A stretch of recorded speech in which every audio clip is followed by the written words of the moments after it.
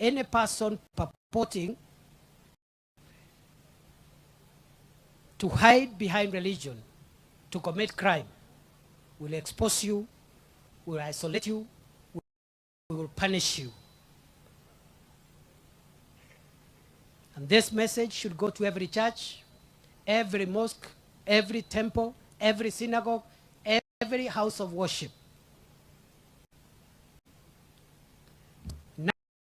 99% of people of faith are honorable people and they are helping the society.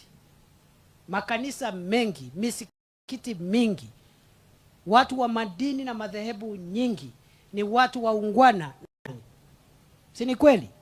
Lakini kuna wale wachache ambao wanaharibu mambo mazuri ambayo yanafanywa na watu ya dini. Mimi naomba watu ya dini washirikiane na serikali. Sisi tuko upande wenu. Serikali iko upande wa dini. Tusaidie ndio tugundue wale wanawaharibia sifa yenu.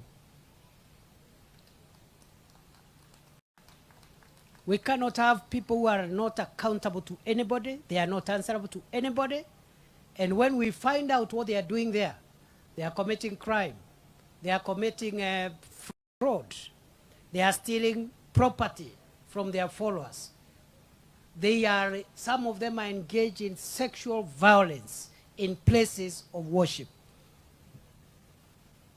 Na mimi ile mjeledi nimechukua ya kupambana na wale wakora sugu, vile vile nitasukumana nayo katika hii mahekalu na makanisa na misikiti, kutoa watu wachache ambao wamejificha pale na kuumiza kazi ya watu wengi wazuri na watu ya kanisa na watu wa madini ambao wa dini mbalimbali ambao wanafanya kazi nzuri. Sijui kama tumeelewana. Tumeelewana? That is our business. Na wale ambao ni Wakristo wanajua. Ilifika kiwango Kristo mwenyewe akaenda pale kanisani kwa hekalu, akakuta wamegeuza ile hekalu kawa mahali ya biashara, mahali ya kufanya mambo maovu. Watu wa biashara wako hapo wanabadilishana bidhaa, wananyanyasa wanyonge pale. Akachukua mjeledi, akachukua hiyo meza, akatupa chini, akawapiga na mjeledi, akamwambia tokeni hapa, kwa sababu hii hekalu imepaswa iwe nyumba ya sala, lakini nyinyi mumeigeuza ikawa pango la wanyang'anyi. Makazi yaendelea.